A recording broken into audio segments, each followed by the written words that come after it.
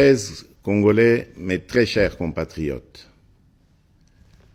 le 30 juin, nous célébrons bien plus qu'un simple anniversaire.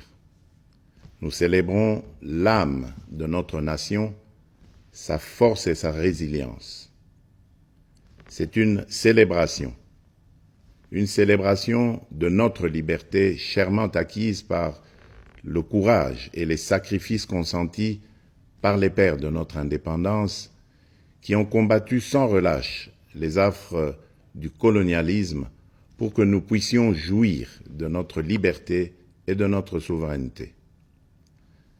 C'est ici le lieu de rendre un hommage appuyé à leur bravoure, à leur détermination et à leur vision lumineuse pour un Congo uni, libre et prospère. Aujourd'hui, nous sommes 64 ans plus âgés, 64 ans plus forts, 64 fois plus déterminés à poursuivre l'œuvre de nos pères fondateurs. Le cheminement de notre nation nous renseigne que l'indépendance chèrement acquise est certes un choix délibéré de responsabilité, mais elle ne devient véritablement un acquis que lorsque nous en faisons un pari ambitieux, celui de la volonté inébranlable de tout un peuple d'aller toujours vers le progrès économique et social pour un bien-être durable. Elle est un combat continu qui exige notre unité, notre solidarité et notre engagement pour un avenir meilleur pour tous. Mes très chers compatriotes, cette commémoration est marquée cette année par l'installation effective des institutions de la République et des animateurs issus du 4e cycle électoral qui a connu pour la première fois la participation d'une partie de nos compatriotes vivant à l'étranger. Ce processus est appelé à s'étendre à l'ensemble de la diaspora congolaise à travers le monde. Je me réjouis de célébrer notre marche collective vers la consolidation de la démocratie et la promotion de l'état de droit dans notre nation. Il est crucial que nous reconnaissions l'importance de ces valeurs fondamentales pour assurer une société juste, équitable et prospère pour tous. Mes très chers compatriotes, le défi sécuritaire auquel nous sommes injustement confrontés est complexe et exige une réponse collective, courageuse et déterminée de notre part. En cette journée sacrée de notre indépendance, je ne peux passer sous silence la grave situation sécuritaire qui secoue notre pays. Ce qui se passe à Kanyabayonga, à Kaini, au village du sud de Lubero ainsi que dans les territoires de Rutshuru, de Nyiragongo et du Masisi, constitue une agression flagrante contre notre souveraineté nationale et la paix de notre peuple. En ma qualité de président de la République et commandant suprême des forces armées et de la police nationale, je tiens à vous assurer de ma détermination inébranlable à défendre l'ensemble de notre territoire et à rétablir la paix. Nos vaillants soldats sont en première ligne et ensemble, nous triompherons de cette agression injustifiée. À nos frères et sœurs de Kanyabayonga et des régions avoisinantes, je veux exprimer ma profonde solidarité et ma compassion face aux souffrances que vous endurez. Votre courage et votre résilience sont une source d'inspiration pour la nation tout entière. Soyez assurés que je mets tout en œuvre pour rétablir la sécurité et protéger nos concitoyens. Je viens de tenir un Conseil supérieur de la défense élargi et des instructions claires et fermes ont été données pour la sauvegarde de l'intégrité territoriale de notre pays.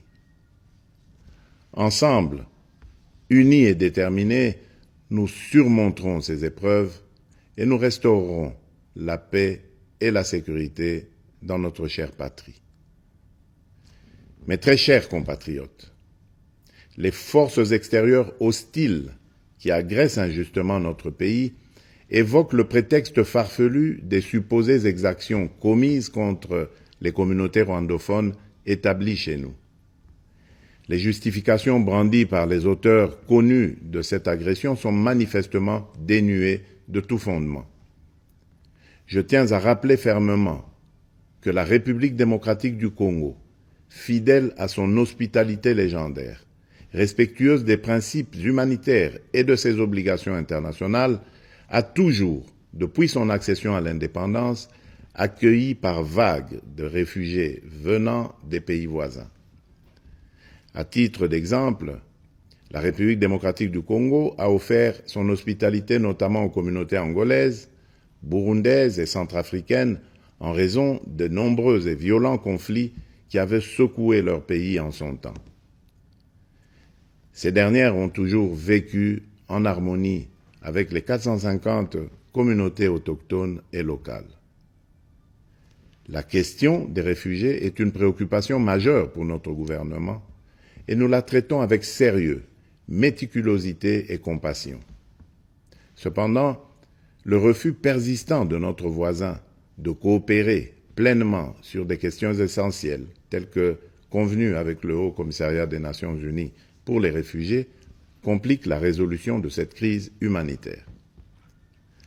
Prenant donc la mesure de l'héritage de notre indépendance, nous augmentons sensiblement les moyens de défense et de sécurité pour protéger avec plus d'efficacité nos frontières et nos populations. C'est pourquoi j'ai instruit le nouveau gouvernement de la République d'investir prioritairement dans le renforcement des capacités de l'État à sécuriser le territoire et la population, avec un budget cumulé sur les 5 ans représentant 20% du budget annuel, essentiellement destiné à poursuivre des actions de la montée en puissance de nos forces de défense et de sécurité. Honneur et courage aux vaillants soldats et combattants qui défendent loyalement la patrie au péril de leur vie. La nation ne vous oubliera pas. En cette période où notre nation est confrontée à des défis sécuritaires multiformes, j'en appelle à l'harmonie et à la cohésion de toutes les communautés pour unir nos forces, promouvoir la paix, le respect mutuel, afin de consolider la transformation socio-économique de notre pays. Debout, Congolais.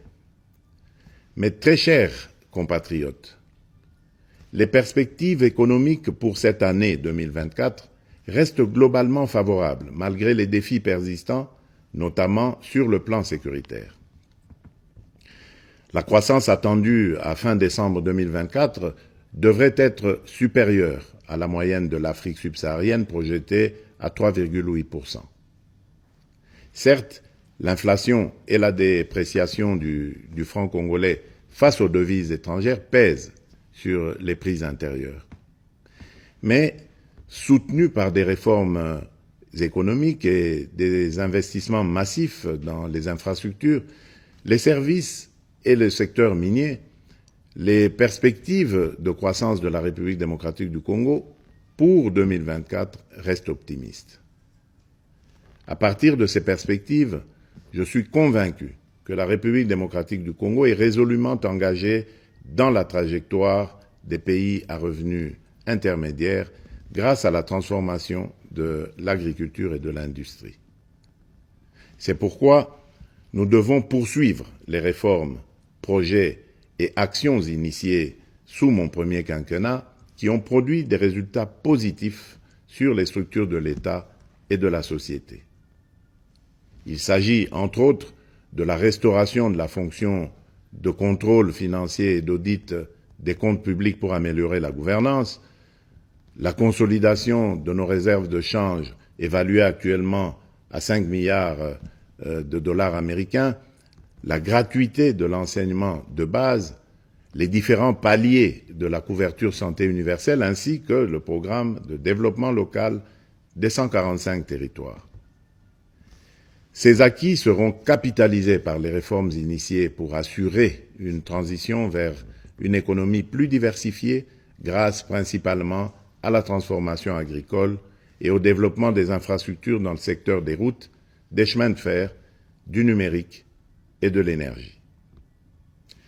Dans ce sens, j'ai instruit le gouvernement d'accélérer dès cette année 2024, le déclenchement de la deuxième phase de ce vaste programme minerai contre infrastructure qui va contribuer à la promotion du marché intérieur et à la création d'emplois. Pour illustration, ce programme d'infrastructure permettra de relier le sud et le nord du pays. Cela va non seulement consolider notre réseau national de transport multimodal, mais aussi améliorer sensiblement la qualité de la communication à l'intérieur du pays. De même, dans le cadre de l'amélioration de la mobilité dans les grandes villes du pays, je viens de lancer les travaux de construction de la route de contournement de la capitale Kinshasa, partant de la cité de Mboudi et débouchant sur la route nationale numéro 1 par Badara, non loin de l'aéroport international de Njili. Mais au-delà de ces efforts encourageants, je suis conscient des difficultés sociales que rencontre la majorité des Congolais au quotidien. En ma qualité de garant de la nation, je peux vous rassurer que cette situation me tient à cœur et que rien n'arrêtera ma détermination à y apporter des solutions idoines et urgentes. Aussi, ai-je instruit le gouvernement à prendre des mesures nécessaires pour alléger le coût du panier de la ménagère et améliorer le pouvoir d'achat de la population.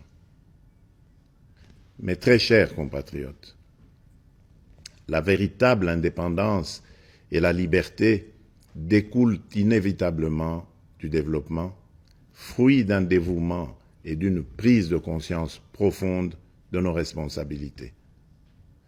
Ainsi, en célébrant notre fête nationale, nous sommes tous interpellés à embrasser pleinement la maturité de notre nation et à assumer pleinement les devoirs qui en découlent. En tant que citoyennes et citoyens congolais, où que nous soyons, il est impératif de nous engager résolument pour promouvoir les valeurs de solidarité, de justice et de travail.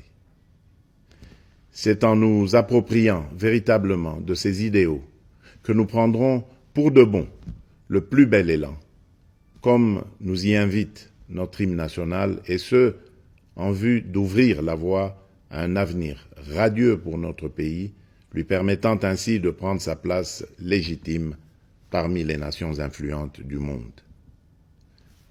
Bonne fête nationale à toutes et à tous. Que Dieu bénisse la République démocratique du Congo, son peuple et tous ceux qui l'ont choisi comme pays de résidence. Vive la République démocratique du Congo. Je vous remercie.